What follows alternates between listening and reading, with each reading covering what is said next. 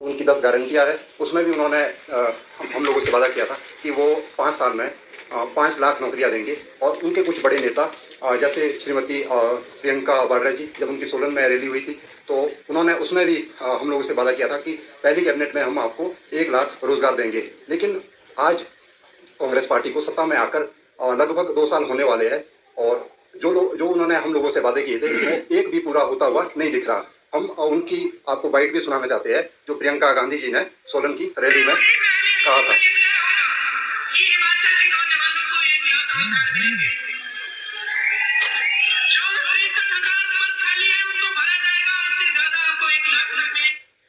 अब हम आज आपके माध्यम से जो कांग्रेस पार्टी का जो 2 साल का कार्यकाल रहा है उसमें उन्होंने जितने भी काम किए, ज़्यादातर तो हमारा उसमें शोषण ही हुआ है, लेकिन एक उनका एक अच्छा काम भी है और उसकी हम सराहना भी करना चाहते हैं। जब कांग्रेस पार्टी दिसंबर 2022 में सत्ता में आई तो उसके कुछ दिन बाद ही 25 दिसंबर 2022 को एक पेपर हुआ था। तो उस पेपर में जो पहले से कमीशन में धांधली चली आ रही थी उसमें वो धांधली उजागर की गई और उसके बाद कमीशन बंद हुआ और उसमें विजिलेंस की इंक्वायरी भी बैठाई गई और वो अभी तक चली आ रही है। तो उसके लिए हम सरकार का धन्यवाद करते हैं कि उन्होंने उस तरह की धांधली को उजागर किया और जो लोग उसमें नौकरियां बेच रहे थे और उनके ऊपर केस चलाया।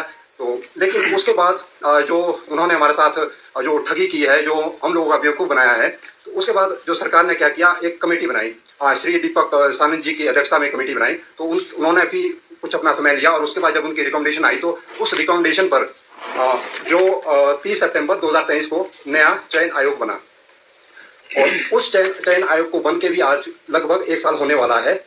दुख की बात यह है कि उन्होंने 1 साल में मात्र एक पोस्ट कोड का एग्जाम करवाया है, जबकि उनके पास पेंडिंग लगभग 86 पोस्ट कोड है। ये नोटिफिकेशन है और ये नोटिफिकेशन आउट हुई है 29/10/2022 को। तब से लेकर और इसमें हमने करोड़ों रुपए तो उनको फीस दी है, तब से लेकर ये सारे पोस्ट कोड वहाँ पे पेंडिंग है। और हम लोगों को जब हमसे पूछते हैं सरकार से कि भैया आप भर्ती क्यों नहीं करा रहे, तो हम लोगों को जवाब मिलता है कि हम उसको ऑनलाइन करना चाहते हैं। और ऑनलाइन का हाल ये है सर कि 1 साल से उनको ऑनलाइन कनेक्टिंग एजेंसी नहीं मिल रही और इसको हमारा ये मानना है कि इसको जानबूझ के डिले किया जा रहा है।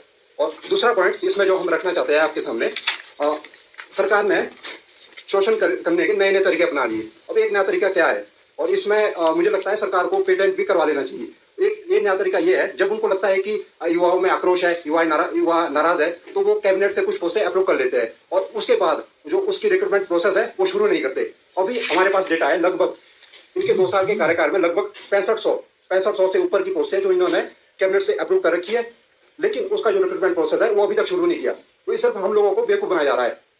और जो तीसरा पॉइंट हम इस पर रखना चाहते हैं, जो हमारे सीएम साहब है वो हर जगह जहां भी जाते हैं, सार्वजनिक मंच पर या मीडिया के सामने जब भी जाते हैं, कभी वो 20 लाख, कभी वो 20,000 नौकरियां देने की बात करते हैं कि हमने 20,000 नौकरियां दी, कभी वो 25 बोलते हैं, कभी वो 30 बोलते हैं। लेकिन जो हमारे पास ऑफिशियल डेटा है,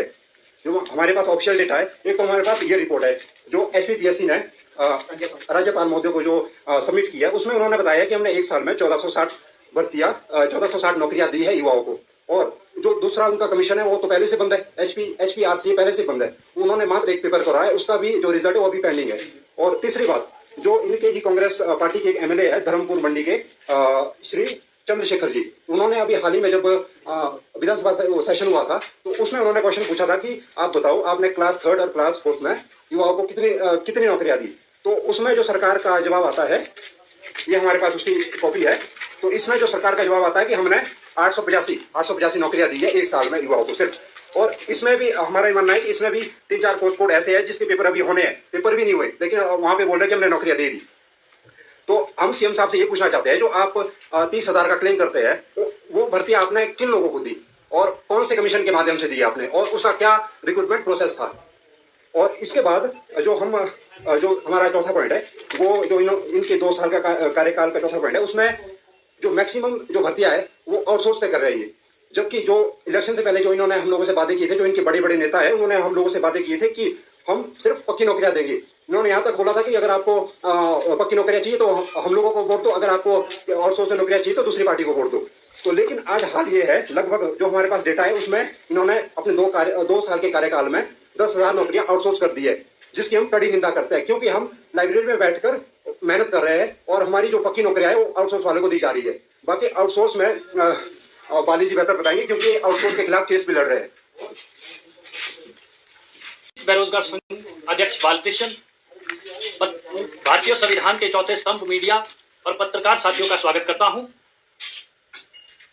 सबसे पहले मैं आपका ध्यान आकर्षित करना चाहूंगा, लोकसभा के 2022 में इलेक्शन हुए, उसमें एक 10 गारंटियां कांग्रेस सरकार के द्वारा लाई गई थी, जिसमें से एक मुख्य गारंटी है 1 लाख नौकरी देना। उस गारंटी पे हम मीडिया का ध्यान आकर्षित करते हैं। साथ में आज की वर्तमान स्थिति की भी बात करते हैं कि आज 2.5 साल होने के लिए हुए हैं। 2.5 साल का मतलब 2 साल हो गई, तो 2 लाख नौकरियां होनी चाहिए। जो गारंटी थी उसमें पूरे 5 वर्ष के लिए 5 लाख नौकरियां थी। वो किस प्रकार की थी उसका भी अलग अलग तरीका होता है। अब मैं बताना चाहूंगा कि मुख्यमंत्री के बीच में हम सुनते हैं मीडिया के माध्यम से, मुख्यमंत्री ने बोला कि हम 30,000 सरकारी नौकरियां देते हैं, जो इस मुख्यमंत्री के फेसबुक पेज में भी हमने देखा है। तो इसमें उसके साथ ही हम दूसरा बताना चाहेंगे कि जो कमीशन के थ्रू जिसके पेपर होते हैं, जो एक शिक्षित अभ्यर्थी होता है वो किस तरीके से पेपर देता है, इस टाइम उसका आंकड़ा एक कागजी रूप में हमें मिला है 885 पोस्टें, जिनके अभी तक पेपर हुए हैं 2 साल के कार्यकाल में। दूसरी बात मैं रखना चाहूंगा कि एक टीजीटी पीजीटी की भर्तियां चली हुई है। शिक्षा विभाग के शिक्षा मंत्री के द्वारा कहा जाता है कि हमने 6000 वैकेंसियां निकाली है, अभी तक कमीशन के माध्यम से एक भी वैकेंसी नहीं आई है। 2 साल का आंकड़ा मैं बता रहा हूं, जो हमारे पास आंकड़ा आया है। साथ में मैं बताना चाहूंगा जेओ लाइब्रेरी फिलहाल तो अभी माननीय हाईकोर्ट में लंबित है, परंतु हमारे द्वारा जो आंकड़ा प्राप्त किया गया आरटीआई के माध्यम से, उसमें 774 पोस्टें खाली है जेओ लाइब्रेरी, जिसमें सरकार की मंशा नहीं है भर्ती करवाने की। साथ में मैं बताना चाहूंगा कि जो एपीआरओ है उसका भी हमने आंकड़ा ले आया है। असिस्टेंट पब्लिक रिलेशन, शायद मीडिया बंधुओं से संबंधित होता है ये, इसकी भी पोस्टें कई सालों से खाली है। ये भी सरकार की मंशा नहीं है इनको भरने के लिए। साथ में अब मैं बात करता हूं आउटसोर्स की। मेरे द्वारा 2020 में माननीय हाईकोर्ट में याचिका दायर की गई थी, जिसका मुख्य कारण ये रहा कि मेरे द्वारा जेओ आईटी और क्लर्क का फॉर्म 2020 में भरा गया और मैंने 2400 फीस रुपया यूनिवर्सिटी को दिया और यूनिवर्सिटी ने 258 पोस्टें एडवर्टाइज की। उसके बाद यूनिवर्सिटी के जो वाइस चांसलर रहते हैं वो जाति जाति सरकार में 300 बंदे आउटसोर्स में बैठा देते हैं। उसके बाद फिलहाल तो अभी ये मामला माननीय उच्च न्यायालयों में पेंडिंग पड़ा है। बाकी उसके बाद 300 व्यक्ति विश्वविद्यालयों में रखे जाते हैं, जो गलत तरीके से, जो विश्वविद्यालय की ईसी की कमेटी होती है, फाइनेंस की कमेटी होती है, उसकी विदाउट अप्रूवल से रखा जाता है। हाल ही में ईसी की मीटिंग होती है, ईसी की मीटिंग में बोला जाता है कि इनको हम निकाल देंगे। बाद में जो ईसी की बाद में एफसी के लिए मैटर जाता है, तो उसमें इन्होंने बोला कि इनको युक्तिकरण किया जाए। ये विश्वविद्यालयों का मामला है, जिसमें कुछ ऑर्डर माननीय हाईकोर्ट के द्वारा भी आए हैं। उसमें हाईकोर्ट ने इस पे संज्ञान लिया। उसमें माननीय हाईकोर्ट ने कहा कि जो विश्वविद्यालयों द्वारा फीस ली गई थी वो आम बच्चों से बहुत ज्यादा ली गई थी और साथ में इतने सालों से भर्ती नहीं की गई थी। उसका हल्फनामा उच्च न्यायालयों में 8 लाख के आसपास बेरोजगार है अभी हिमाचल में, जो ये ऑफिशियल जो एम्प्लॉयमेंट एक्सचेंज का आंकड़ा है। और हमारा ये मानना है कि ये लोग यहाँ से भी ऊपर होंगे, क्योंकि सब लोग वहाँ पे रजिस्टर नहीं करते।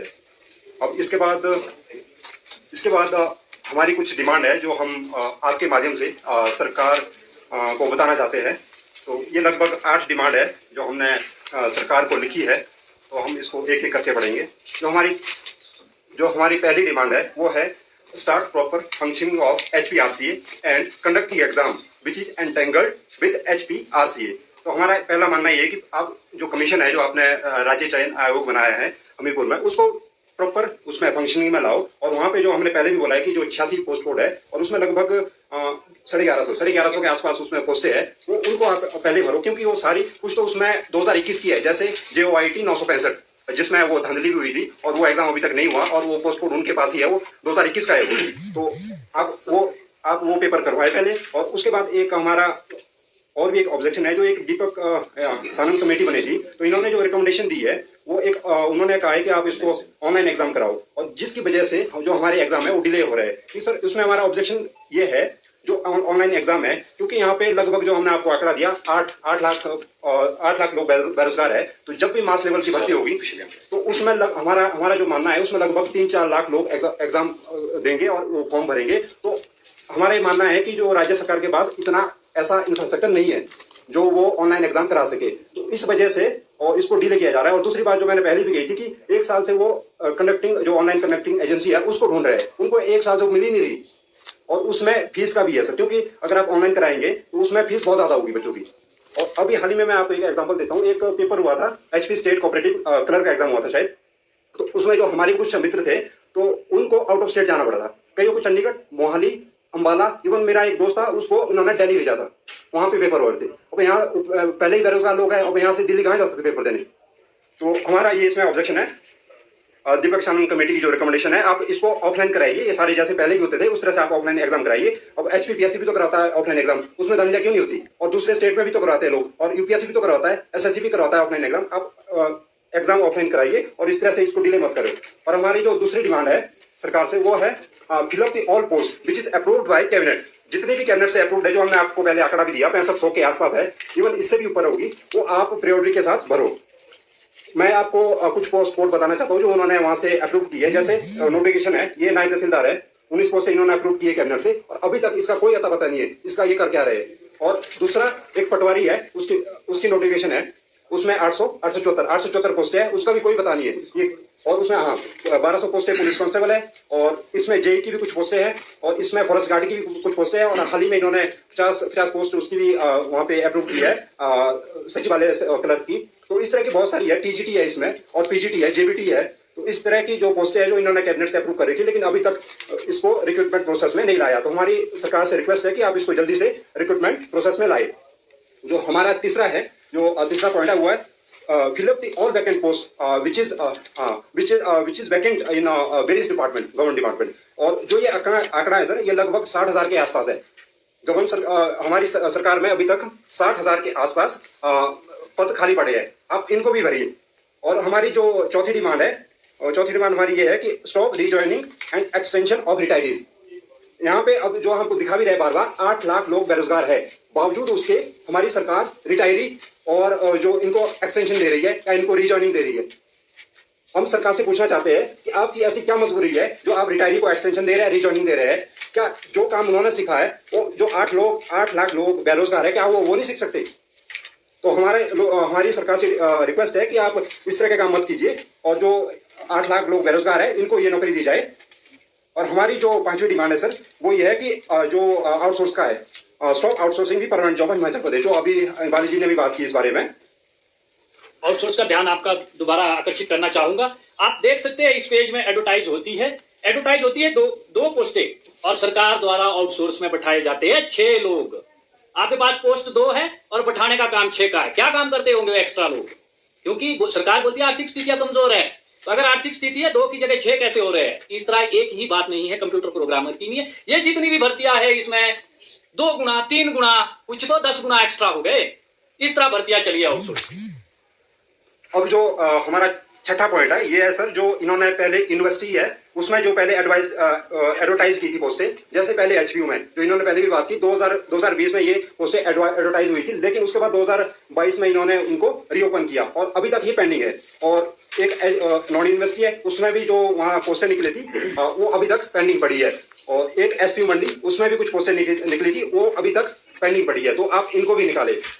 और जो हमारा 7वां पॉइंट है, जो 7वीं डिमांड है, वो है स्टॉप मर्जर ऑफ नायब तहसीलदार विद HPS कैडर। इसके लिए हम सर पहले भी मिले हैं, शिक्षा मंत्री जी से भी मिले हैं और रेवेन्यू मिनिस्टर उनसे भी मिले हैं, पर वहां से हम लोगों को कोई भी पॉजिटिव रिस्पांस नहीं आया अभी तक। ये लोग सर इसको HS के साथ मर्ज करना चाहते हैं, लेकिन इसमें हमारे 2-3 ऑब्जेक्शन है। एक तो हमारा एज क्राइटेरिया को लेकर है, क्योंकि जो HS में है उसमें जो जनरल की एज है वो 35 है, और जो नायब तहसीलदार में उसमें आपको 45, उसमें आपको 45 साल मिलते हैं, तो 35 साल तक आप एग्जाम दे सकते हैं। तो इसमें जो 35 साल से ऊपर हो गए हैं उनका इसमें नुकसान है। तो हमारी सरकार से ये रिक्वेस्ट है कि आप इसको जैसे ओल्ड पैटर्न उसके साथ पहले हो रहा था उसी तरीके से करें इसको। और दूसरी जो हमारी इसमें ऑब्जेक्शन है वो है पैटर्न और सिलेबस। जो नायब तहसीलदार का पैटर्न और सिलेबस वो एकदम अलग है HS से, क्योंकि अगर इसको आप HS के साथ मर्ज करते हैं तो इसमें तो इसमें जो नाइजर से की तैयारी कर रहे हैं उनको अलग से एक तो ऑप्शनल तैयार करना पड़ेगा, और ऑप्शनल तैयार करने में लगभग आपको 1 साल लगता है, और आपको अलग से फिर उसमें कोचिंग वगैरह भी लेनी पड़ती है, और एक्स्ट्रा खर्चा और एक्स्ट्रा टाइम है उसमें, और ऊपर से आपको सीसेट की भी तैयारी करनी पड़ती है, और इसमें बहुत सारी एग्जाम है एचएस में। तो इसलिए हमारा ये ऑब्जेक्शन है कि आप इसमें ये ऑब्जेक्शन हमारा पैटर्न और सिलेबस को लेके, और ये डिमांड ये है हमारी कि आप इसको मर्ज मत करो, जैसे पहले हो रहा था वैसे इस एग्जाम को आगे भी कंडक्ट कराएं। और जो हमारी 8वीं डिमांड है वो है सर, जैसे आजकल यहाँ पे भी इतने सारे जो चीटिंग के नए नए मॉड्यूल तैयार हो रहे हैं हिमाचल में भी, तो हम चाहते हैं कि एक स्ट्रॉन्ग एंटी कॉपिंग लॉ बने, यहाँ पे नकल विरोधी कानून बने। तो इसके लिए हमने इसमें एक एग्जांपल उत्तराखंड का भी डाला है। जैसे उत्तराखंड में उन्होंने एक कानून बनाया है, उसमें उन्होंने जो पेनल्टी है वो लगभग 10 करोड़ के आसपास रखी है। तो हम भी चाहते हैं कि हमारी स्टेट में भी इस तरह का कानून हो, और इन्होंने 10 crore penalty plus imprisonment of 10 year. तो हम चाहते हैं कि हमारे स्टेट में भी इस तरह का कानून हो, ताकि इस तरह के लोग इस कानून से डरे। और या अगर आप अलग से कानून नहीं बना सकते तो जो सेंटर में अभी हाल ही में कानून बना है उसमें भी इसी तरह के कुछ प्रावधान है। शायद उसमें 3 साल इम्प्रिजमेंट है और 5 लाख उसमें आपका पेनल्टी है और फाइन है, तो आप उसको भी अडॉप्ट कर सकते हैं। तो हमारी सरकार से रिक्वेस्ट है कि आप इस तरह का कानून हमारी स्टेट में बनाएं। पेनफुल। तो मैं अपने 1-2 पॉइंट्स आपके सामने रखना चाहती हूँ, और ये पॉइंट्स सिर्फ मेरे अपने पर्सनल पॉइंट्स नहीं है, ये पॉइंट्स मेरे क्षेत्र के जो युवा है, जो स्टूडेंट्स है, मेरे गांव की जो लड़कियां हैं, जो लड़के हैं, जो इस मोटिव से यहाँ शहर हमारी कैपिटल शिमला में आए हुए हैं कि हम स्टडीज करेंगे, एक अच्छी अपने पोटेंशियल को प्रॉपरली यूज करेंगे। उनके बिहाफ पर मैं 1-2 पॉइंट्स प्रेस के माध्यम से हिमाचल प्रदेश सरकार के सामने रखना चाहती हूँ। पहली बात तो ये है कि जो पहला पॉइंट है दैट इज कि मेरे जो साथी है जो लाइब्रेरी में तैयारी कर रहे हैं, मैं भी प्रिपेयर कर रही हूँ, हम सब दिन रात इफ आई सी तो वो सुबह 7 बजे आ जाते हैं, शाम को 7 से 8 बजे वो घर जाते हैं। तो आप सोचिए वो 9 से 10 घंटा पढ़ाई कर रहे हैं। कई बार ऐसा होता है कि पेरेंट्स भी फाइनेंशियली सपोर्ट नहीं करते, because exam delay and delay होते जा रहे हैं। तो उनका जो हमारे पोटेंशियल पे ट्रस्ट है वो टाइम के साथ जाता जा रहा है। और क्या हो रहा है कि हमें फाइनेंशियली अपनी तैयारी को खुद ही सपोर्ट करना पड़ रहा है। हम अपना ब्रेकफास्ट बनाते हैं, 9 से 10 घंटा हम लाइब्रेरी में बैठते हैं, उसके बाद क्लासेस लेते हैं, ट्यूशंस लेते हैं। सो ये आसान नहीं है, फिर भी खुद को मोटिवेट रखना होता है। हमें प्रेस करने की ये नौबत आ गई है, सरकार हमारी बात को नहीं समझ रही है। आई थिंक रिस्पॉन्सिबल लीडर्स जो है, they should come forward, they should talk to us, they should talk to the students. First point is that कि स्टूडेंट्स आर प्रिपेयरिंग, लाइब्रेरी भरी हुई है, हर जगह आप देखो स्टूडेंट्स तैयारी कर रहे हैं, लेकिन उनको ये अगर पूछा जाए कि एग्जाम कब है तो they don't have proper clarity कि एग्जाम कब है। आई थिंक कि प्रॉपर नोटिफिकेशंस जारी होनी चाहिए, स्टूडेंट्स को क्लैरिटी होनी चाहिए कि क्या एग्जाम कब आने वाला है, किस चीज़ की हमें तैयारी करनी है, ताकि सिस्टमैटिकली वो अपनी एनर्जी को उसमें चैनलाइज कर सके। लेकिन कोई नोटिफिकेशन प्रॉपर नहीं आ रही है, मतलब जो स्टूडेंट्स अपनी जो एनर्जी है उसको वेस्ट कर रहे हैं, यूटिलाइज नहीं कर रहे हैं। हम जो अपनी नॉलेज है बस उसको इकट्ठा कर रहे हैं, और जैसे वो स्टेगनेंट वाटर होता है ना जिसमें बदबू आने लग जाती है, वो वैसा ही हो रहा है।